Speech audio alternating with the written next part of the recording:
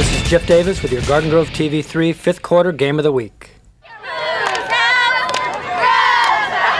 It's the semifinals now in the Southern Division CIF playoffs, and Garden Grove is enjoying their third home game. This time, second-seeded Laguna Beach is the opponent. In the first quarter, play-action pass. Garden Grove quarterback Angel Martinez puts it up, and heavily defended Gabriel Carrillo grabs it. He runs for another 25 yards before he's brought down on the 1. And Mays Masoy takes it across for the first points of the contest. Carrillo catches his breath and nails the point after, and the Argos lead 7-0. Drake Martinez is the second leading scorer in the county and a top 10 rusher. Here, Son Masoy and Alejandro Ceja contain him, at least for the moment. The Argos defense intensifies in the red zone, and they team tackle Martinez inside the 5-yard line. But quarterback Larry Stewart pitches to Nathan Lancaster, who runs around the left and dives for the end zone. The Breakers match Grove at 7-7. That seemed to make the Argos mad. And on the first play from scrimmage, Martinez hands to C.J. Del Real, and the line opens a gap for him. 58 yards later, Garden Grove is looking for another score. After the side change, C.J. gets the call again. He races around our side, 9 yards for the TD. Argos lead 14-7. This Breakers team dominated the Orange Coast League with a 5-0 record, and they were prepared to win at Garden Grove too. On this play, Robbie McInerney runs hard and gains about 20. Stewart then looks downfield, and the lefty goes long to Robert Clemens, who evades the tackle and scampers into the end zone. Both of these teams want this game, and they're knotted at 14.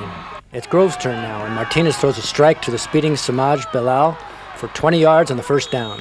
We went for the fake too, but eventually we found sophomore Austin Christian getting a block from Jeremiah Ailes and the 19-yard TD. 21-14 Argos in the seesaw battle. The Grove defense is swarming. Here, half the team is making the tackle, and the ball comes loose, but the Breakers are able to recover. On the next play, facing 3rd and 20, Stewart doesn't see a target, so he tucks the ball and tries to leap over a tackler. The ball is loose again, but the play ends favorably for Laguna Beach. Coach Puga would like to call for a review of the play. Grove's defense holds, and after the punt, Martinez connects with Carrillo over the middle. With time running out in the half, the pass is to Josh Huff, who appears to score, but the play is called back for holding. Okay then, with the help of a nice block from Brian Quexel, Martinez threads it to Christian for a leaping catch in the middle of a Laguna Beach sandwich. 28-14 Argos going into the half. The 2 touchdowns in the last 5 minutes of the half had to be uplifting for the home team.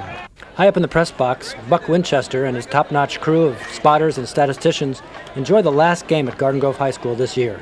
They're hoping for one more at Angel Stadium. The third quarter would be a defensive battle. Here the Argos key on Drake Martinez and throw him for a loss.